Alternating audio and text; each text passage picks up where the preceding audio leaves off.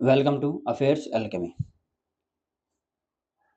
आज 15 जुलाई 2026 है और आज हम 15 जुलाई 2026 के जितने भी करंट अफेयर्स के इंपॉर्टेंट क्वेश्चंस बनेंगे वो सब आज हम इस वीडियो में डिस्कस करेंगे और उनसे रिलेटेड जितने भी इंपॉर्टेंट फैक्ट्स होंगे वो सब भी मैं आपको इस वीडियो में बताऊंगा, तो वीडियो के एंड तक बने रहेगा। तो हमारा पहला क्वेश्चन है, हाल ही में जियो प्लेटफॉर्म्स के नए सीईओ के रूप में किसे नियुक्त किया गया है? तो इसका सही आंसर होगा ऑप्शन बी, पंकज पंवार।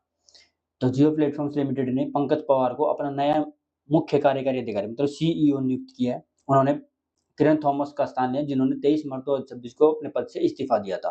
पंकज पवार जो हैं, इससे पहले रिलायंस जियो इंफोकॉम लिमिटेड के प्रबंधक निदेशक में मैनेजिंग डायरेक्टर के रूप में कार्य कर रहे थे। यह नियुक्ति जो जियो प्लेटफॉर्म्स के प्रस्तावित आईपीओ इनिशियल पब्लिक ऑफरिंग से पहले की गई, जिससे लगभग 4 अरब अमेरिकी डॉलर तकरीबन 37,700 करोड़ रुपए जुटाने का लक्ष्य है।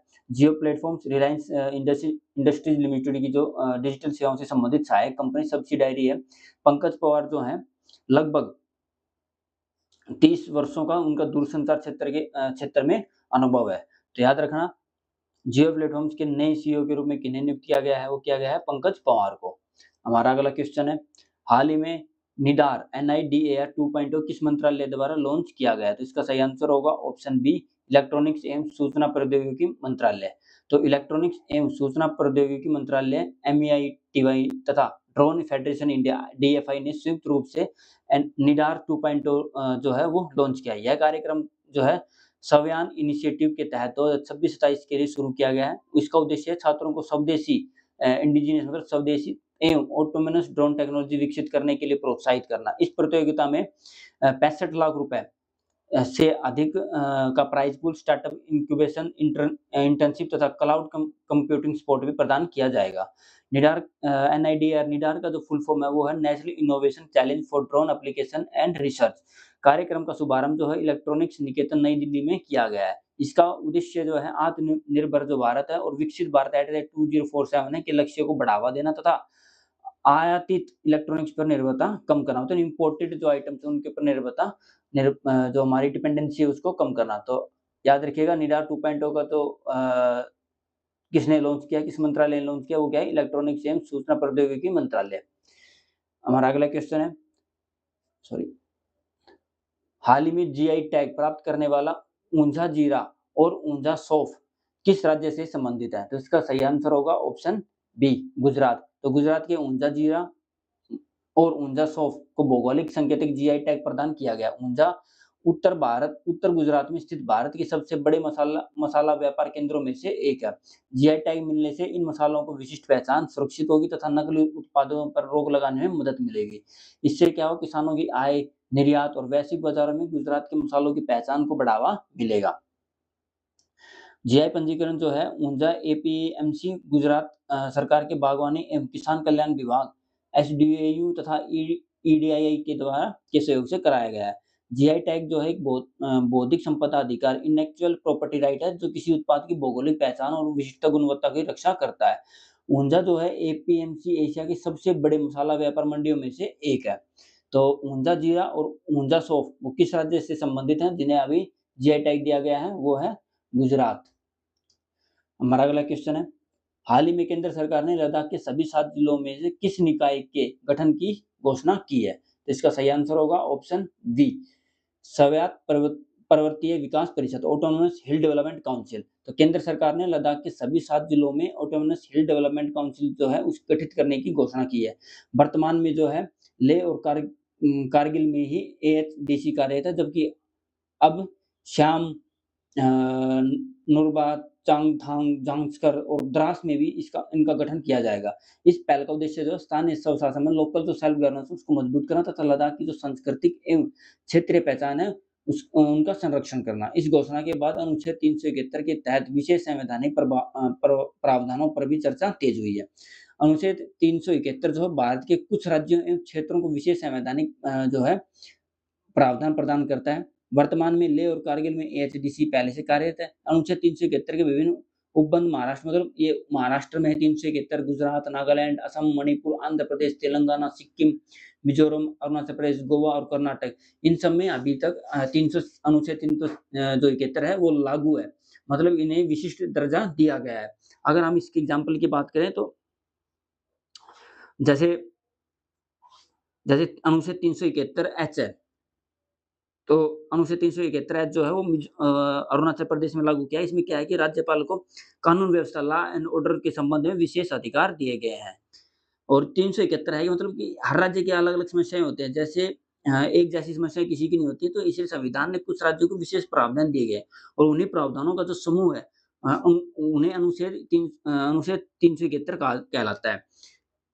मतलब हर किसी में अलग-अलग समस्या है, तो उनके हिसाब से अलग-अलग जो अनुच्छेद हैं, वो डिवाइड किए गए हैं। जैसे अनुच्छेद 371 एच मैंने आपको बताया, ऐसे ही अनुच्छेद 371 एफ है, जो कि सिक्किम में है। सिक्किम में लागू है, तो सिक्किम के भारत में जो है 1975 में विलय हुआ था, उसके बाद उसकी विशेष पहचान और पुराने कानूनों की सुरक्षा के लिए 371 एफ जो वहाँ लागू किया गया। ऐसे अनुच्छेद 371 ई है, जो कि आंध्र प्रदेश में लागू है।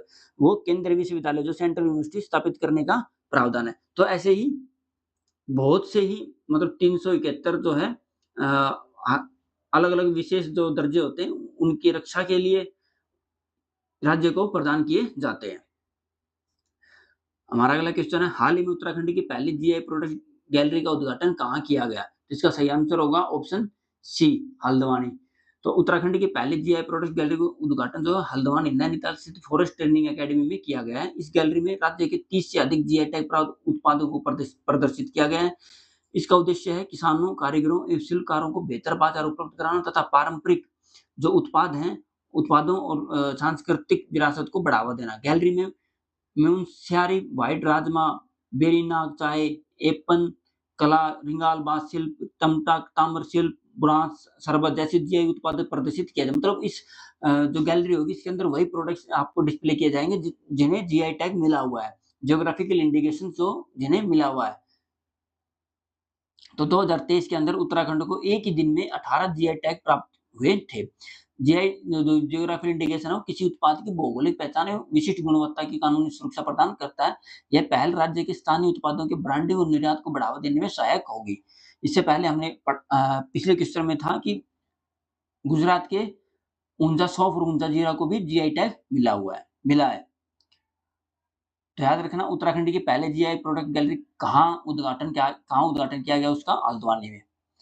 हमारा अगला क्वेश्चन है, हाल ही में भारत ने किस देश के साथ हुए सीईपीए के तहत टैरिफ रेट कोटा लागू करने की प्रक्रिया जारी की है? तो इसका सही आंसर होगा ऑप्शन सी, ओमान। तो भारत ओमान जो व्यापक आर्थिक साझेदारी समझौता है उसके तहत टैरिफ रेट कोटा जो है वो लागू करने की प्रक्रिया उसकी नोटिफाई किया, उसको अधिसूचित किया है। इस संबंध में विदेश व्यापार जो महानिदेशालय डीजीएफटी ने टीआरक्यू आवंटन एलोकेशन की विस्तृत प्रक्रिया जारी की है। टीआरक्यू व्यवस्था के तहत जो है निर्धारित मात्रा तक जो आम वस्तुएं आयात होंगी उनके ऊपर कम या फिर बिल्कुल ही जीरो शुल्क लगेगा। जबकि निर्धारित सीमा से अधिक अगर कोई आयात होता है तो उसके ऊपर सामान्य शुल्क लागू होगा। इस व्यवस्था का उद्देश्य भारत और ओमान के बीच व्यापार एवं निवेश को बढ़ावा देना है, साथ ही घरेलू उद्योगों के हितों की रक्षा करना है। टीआरक्यू का अर्थ निर्धारित कोटा तक कम शून्य सीमा शुल्क या तो एक निर्धारित एक अमाउंट डिसाइड की गई है, कोटा डिसाइडेड है कि हाँ, इतना अगर आप आयात करोगे तो उसमें आपका या तो बिल्कुल ही कम रहेगा या फिर शून्य शुल्क आपको देना पड़ेगा। लेकिन उससे ऊपर जब आप कुछ आयात करोगे तो जो सामान्य शुल्क है, वही सीमा शुल्क आपके ऊपर लागू होंगे। सीईजीपी का फुल फॉर्म क्या होगा? Comprehensive economic partnership agreement. DGFT की फुल फॉर्म है director general of foreign trade, मतलब विदेश व्यापार महानिदेशालय। हमारा अगला क्वेश्चन है, हाल ही में पॉलिसी बाजार ने इंश्योरेंस अवेयरनेस एम्बेसडर के रूप में किसे नियुक्त किया है? तो इसका सही आंसर होगा option B, Amitabh Bachchan. Policy bazaar ने अमिताभ बच्चन को इंश्योरेंस अवेयरनेस एम्बेसडर नियुक्त किया है। यह अभियान स्वास्थ्य बीमा और टर्म इंश्योरेंस के प्रति लोगों में जागरूकता बढ़ाने के लिए शुरू किया गया है। यह पहल आईआरडीआई के insurance for all by 2047 vision का समर्थन करती है। परिवार सबसे पहले अभियान के माध्यम से लोगों को वित्तीय सुरक्षा और समय पर बीमा कराने के लिए प्रेरित किया जाएगा। आईआरडीआई की फुल फॉर्म है insurance regulatory and development authority of India. जो आईआरडीआई है वो भारत में जितने भी इंश्योरेंसेज है उन सब की जो रेगुलेशन है वो आईआरडीआई ही मॉनिटर करता है। आईआरडीआई का मुख्यालय कहाँ है? इसका मुख्यालय है हैदराबाद में।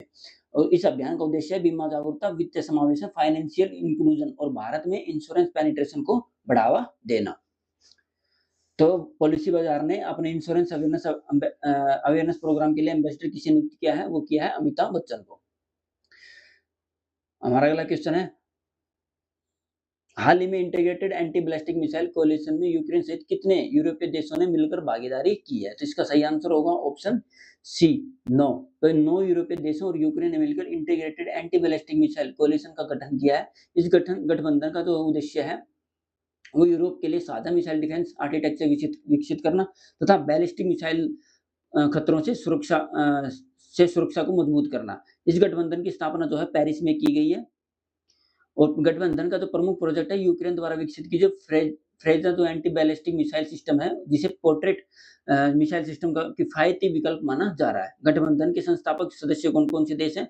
उनमें से एक Denmark, France, Germany, Italy, Netherlands, Norway, Spain, United Kingdom तथा यूक्रेन।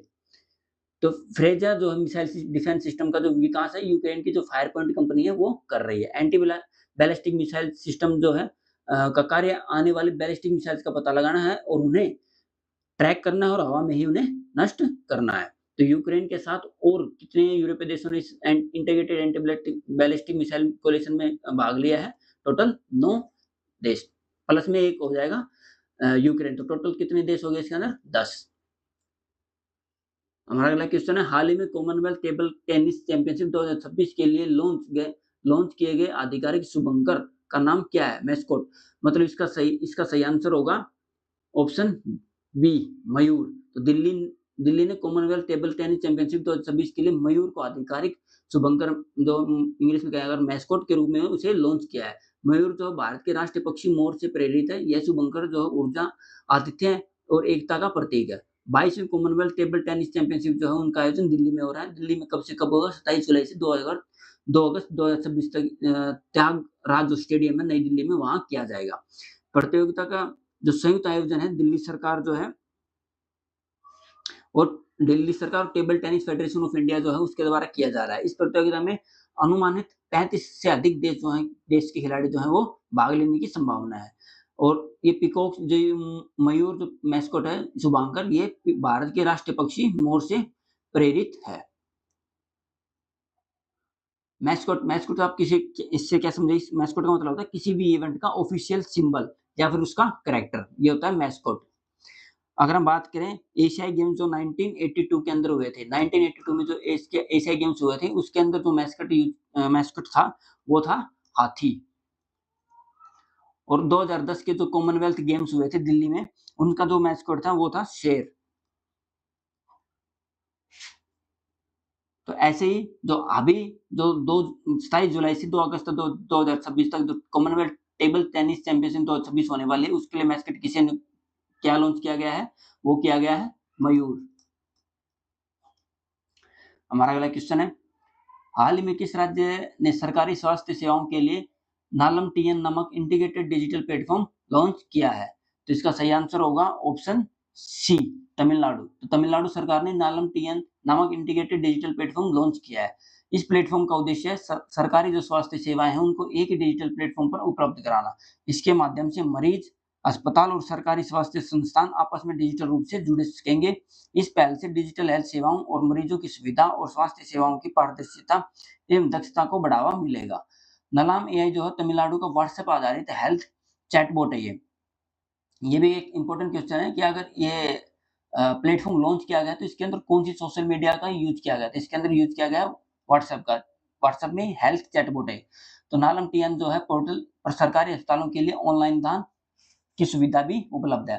पोर्टल के शुभारंभ के साथ 139 करोड़ की स्वास्थ्य परियोजनाओं का उद्घाटन भी किया गया है। याद रखना, नालम जो टीएन है नामक जो इंटीग्रेटेड डिजिटल प्लेटफॉर्म है वो किस सरकार ने लॉन्च किया है? वो किया है तमिलनाडु सरकार ने। ओके फ्रेंड्स, आज के लिए इतना ही। वीडियो को लाइक और शेयर जरूर कीजिएगा और कमेंट करके जरूर बताइएगा कि आपको ये वीडियो कैसी लगी। और आगे ऐसे ही करंट अफेयर्स के इंपॉर्टेंट क्वेश्चंस के लिए मेरे चैनल को सब्सक्राइब कीजिएगा। Thank you. जय हिंद, जय भारत।